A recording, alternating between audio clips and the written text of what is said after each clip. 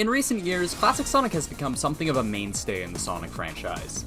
In case you somehow clicked on this video without playing a single Sonic game in the last 14 years, Classic Sonic was originally brought back for the Sonic's 20th anniversary with Sonic Generations, which at the time was an unexplored concept. Prior to Generations, Classic Sonic was never really treated as separate from modern. Even collections of the classic games have used the artwork of the modern cast for advertising, which is super weird to look at retrospectively. But since Generations established this little guy as his own character, Sega hasn't been able to get enough of putting him into as much media as they can get away with. From appearances in modern games, comic specials in his time period, to even 2 games of his own. And believe me, I'm not complaining here. Generally, I do like this side of the brand. The classic games are among some of my favorites in the franchise, so I'm anything but opposed to more content in this style. But the modern version of Classic Sonic is incredibly different from those original titles, both in terms of gameplay style and lore, and it in fact contradicts those past titles in many ways. Which isn't necessarily a bad thing. Of course, when a series is running for as long as it is, you're going to have to change some past stuff to fit in with the current lore. I'm not here to complain about them changing the lore of the Chaos Emeralds to fit with the post-adventure interpretations, but I thought it'd be interesting to go over the history of this modern version of Classic Sonic and compare him to the original Sonic to see how they differ. And I'd also like to touch on the gameplay of his different appearances over the years, comparatively to those original titles, especially considering Sega has pretty notoriously fucked him up over the years. Classic Sonic's first modern appearance, as I mentioned before, was 2011's Sonic Generations, so this is the game that laid the groundwork for his modern interpretation. Which also means it's where quite a few of my problems with this version of the character come from. Look, it's no secret the writing of the 2010 Sonic games left a lot to be desired. I could probably list at least one contradiction in like half the cutscenes of this game. Or is that place we were just in awfully familiar? Not to me. So the way this game handled Classic Sonic wasn't exactly the most respectful to the source material. The most obvious and by far most controversial issue is his inability to talk. I guess it was probably meant to be a gag since Sonic doesn't really talk in the classics due to hardware limitations. Just one problem though, he absolutely fucking does. He has written dialogue as early as Sonic 1's Japanese manual, and if you don't count that because not in a game. In Sonic CD, he has voice clips where he get a life or get a time over. And in 3D Blast cutscenes, he has written dialogue in-game. And man, it wouldn't bother me as much if it were just in the modern games. Like, whatever, it's a dumb gag in a game with consistently shitty writing. It's far from the worst assassination of these characters we've seen. But no, Sega's so adamant on Classic Sonic never talking in anything ever again, to the point that when they re-released Sonic CD in Origins, they've removed all his voice clips. What's next? Are they gonna re-release Sonic 3D Blast with all the opening and ending dialogue replaced with... This is like the one major difference between the modern interpretation of Classic Sonic and the original Sonic that really bothers me. Everything else is fine, but let this guy fucking talk again. He can do it in the comics. Why are we still holding ourselves to this arbitrary limitation in 2024? With that aside, Generations' story has a whole lot of nothing going on. So with this guy not talking, there's actually not much room for inconsistencies here. All that's really established is that he's the Sonic from the past. Maybe him not talking is something of a blessing in disguise. We all know what these writers did to the modern cast. Gameplay-wise, Generations is probably the weirdest interpretation of Classic Sonic, because it literally just isn't Classic Sonic gameplay. It doesn't even feel like it's trying to be.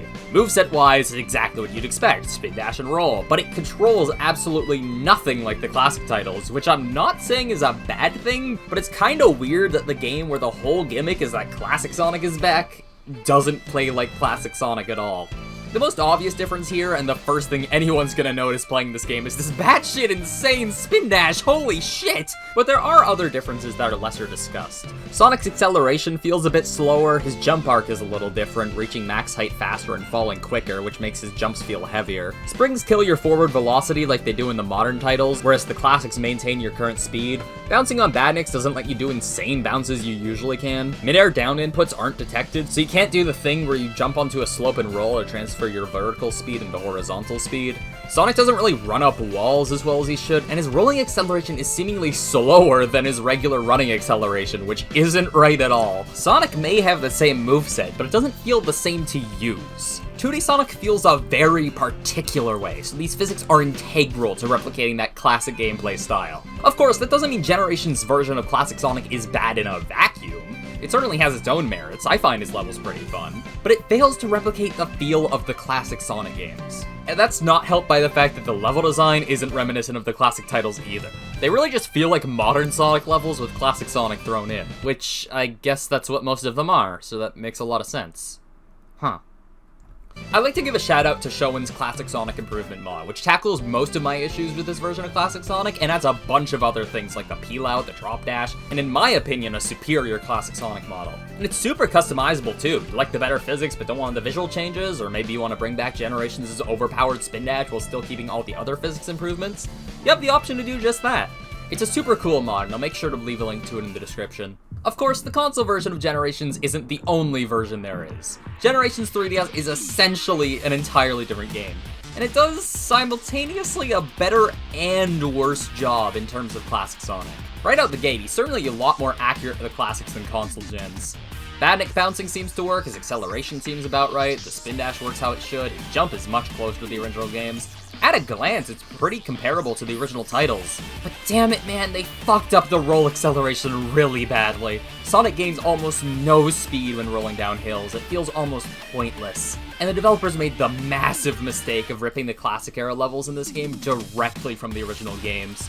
Which means I can directly compare how Sonic feels to control in the original levels versus here. And the whole time you're playing any of the classic levels, it just makes everything that's off feel so much more noticeable. I try to do little speed tricks I do in the original games, and they just don't work here.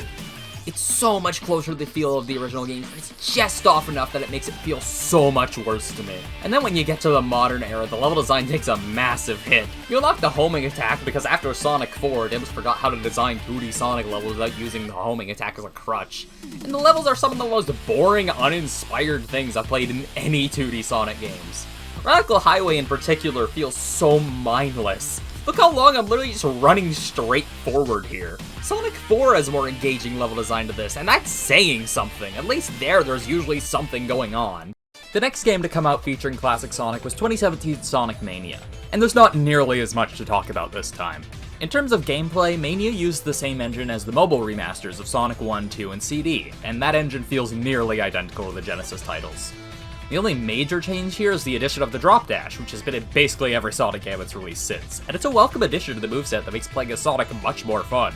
Mania doesn't really have much going on in terms of story, so yeah, not much to talk about here. Good job, Sega! You didn't contradict yourself for one game! Let's see if we can keep it up, god damn it. Sonic Forces is pretty notorious in the Sonic fandom, and understandably so. And the one detail that everyone gets up in arms about is how Tails refers to classic Sonic as being from another dimension instead of the past. But just this once, I'm actually gonna defend Sonic Forces. Yes, this is a retcon, but it's what I'm fucking defending, goddammit. This classic Sonic being from another dimension not only makes way more sense, but it's in fact the only explanation that makes sense, and it has a massive amount of narrative potential. If this is really just Sonic from the past, then modern Sonic should remember the events of Generations and Forces by the time he gets around to them, right? But he clearly doesn't. Back in the day, there was a common fan theory to explain this, stating that after the events of Generations, the timeline split, creating a new classic timeline where Mania and Forces take place, which would explain why modern doesn't remember anything.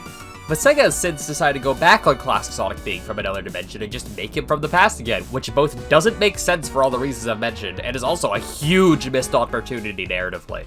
With classic Sonic being from the past, that means every classic game made for the rest of time has to take place before Sonic Adventure, which means none of the cast can develop past the point they were at the beginning of Sonic Adventure, essentially meaning nothing substantial could happen in new classic titles. On the other hand, if these new games took place in another timeline, that limitation is now null and void, and we'd have a whole new canon that can develop however it pleases without worrying about contradicting the modern titles. Tails could have his character arc, you could bring in elements from the modern titles without messing with the timeline, you could have a fucking classic Shadow if you wanted to. The possibilities would be endless.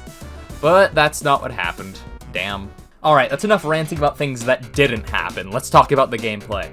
Classic Sonic in Forces is very hated.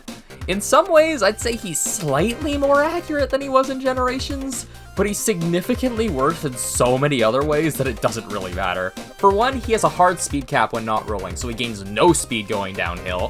For some reason, when he rolls into a wall or ceiling, he drops like a rock. Whenever you bounce on an enemy, it basically kills your speed. Whenever you get hit, you fall flat on your fucking ass, which happens in Generations 2, actually, but I forgot to mention it, so, oops. His jump is still too heavy, and for some reason, he can completely turn around midair, which you shouldn't be able to. The only saving grace here is the drop dash, since his rolling speed isn't capped, and the drop dash allows you to get speed quickly without needing to stop.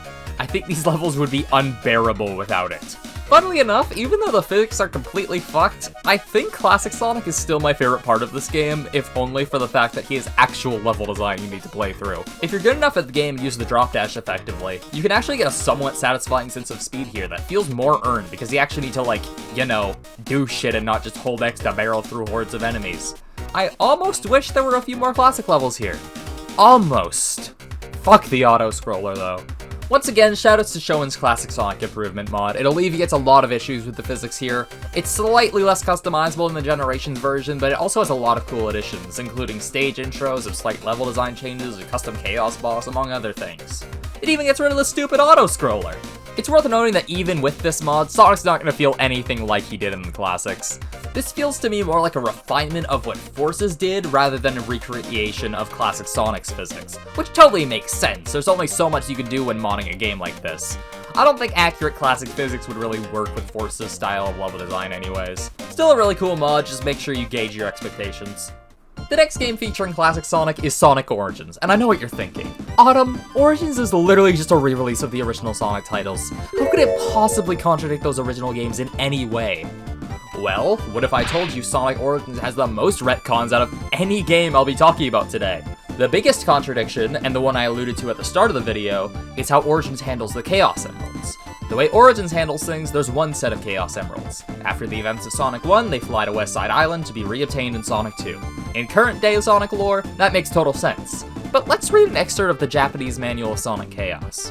One day, Sonic and Tails were out on an adventure when they heard an unpleasant rumor. Eggman's got his hands on one of the Chaos Emeralds! When they get to South Island, the Island of Peace was already in turmoil. By taking one away, the remaining Chaos Emeralds scattered somewhere as well, and the island, supported by the power of the gems, was sinking into the sea. Supposedly, without the Chaos Emeralds to support it, South Island is supposed to sink into the sea. But how does that make sense when the Emeralds reappear in 2 and 3? Well, it's actually very simple. The set of Chaos Emeralds that appears in Sonic 2 is a completely different set of Chaos Emeralds. For further proof, look no further than the manual of Sonic 3, where Eggman tells Knuckles that Sonic is after this island's Chaos Emeralds, or the floating island's Chaos Emeralds. Whilst the opening of the game shows he still has the Emeralds from Sonic 2, which would imply Angel Island has its own set. And I'd like to reiterate, I don't think this change is a bad thing. I think the modern way the Emeralds are handled, with there only being 7 total, works a lot better and makes them feel a lot more special. Every island having their own set makes them feel a lot less mystical, so I'm all for this retcon. I'm just going over all the notable changes here. This next one has always been a bit up in the air, but I've seen countless arguments over where Sonic CD takes place in the timeline, and someone would get mad if I didn't talk about it, so here we are. You'd think it would just be in release order, but it'd be weird to place Sonic CD right between Sonic 2 and 3, right in the middle of the Death Egg saga. So, Sega made the understandable decision to place it between Sonic 1 and 2. But some people make the argument that Sonic CD should take place after Sonic 3, since Metal Sonic is an evolution of the Mecha Sonics in 2 and 3. And in 2017, Naoto Oshima seemingly confirmed this to be the case in someone's Twitter DMs. I say seemingly because I actually can't find the source on this. Believe me, I tried, but all I could find was a screenshot itself and some articles citing it. I have no clue who took the screenshot, so I can't really verify its legitimacy. I remember seeing this circulate back in the day, and people generally believed it, so I'm gonna operate on the assumption it's real. If I'm to provide my boring-ass opinion, I think that since Sonic CD wasn't a numbered entry, they weren't really considering its placement in the timeline that much. I don't think it makes sense for them to make a game that takes place after Sonic 3 before Sonic 3 was even conceptualized. Even if Oshima claims it's after Sonic 3, it would probably be something he thought of retrospectively. And there is other evidence for CD taking place before Sonic 2. The See You Next Game screen alluding to Tails' appearance in Sonic 2, the fact it was originally envisioned as being a version of Sonic 1 for the Sega CD. I think it's reasonable to assume it could take place after Sonic 1, but this is always going to be a subject of debate, and I don't think there's really a clear answer as to what the original intention was. The point is, Origins decided it's before Sonic 2, and whether or not you consider that a retcon is up to you to decide. As of recording, the latest title to include Classic Sonic is Sonic Superstars. And say what you will about the game itself, I personally like it a lot, and you absolutely can't deny this is the best Classic Sonic has ever felt in a 3D engine. Everything feels just right. All the speed tricks you can do with the classics work flawlessly here, whereas half the other games couldn't even get Sonic rolling downhill to work. I believe it was stated in an interview that their absolute first priority when making this game was making Sonic control just right and then designing the game around that. And it really shows. I guess Sonic Team was horrified of fucking this guy up again after the response Forces got. He controls so well here, it makes it genuinely difficult for me to go back to any past iterations of 2.5D Classic Sonic. My one and only complaint is regarding Knuckles. In past titles, when Knuckles used his glide, he'd gradually gain speed, whereas here he has a hard cap, which makes his gliding feel bad. But if I'm being honest, I never really play as Knuckles anyways, so it doesn't really bother me. Story-wise, Superstars doesn't really contradict anything to my knowledge. It doesn't really touch much on the established lore, instead opting to expand the cast and introduce new history and lore. So there's little room for contradictions. Good job, Sega. You went another game without retconning anything. Now just let them fucking talk again, holy shit!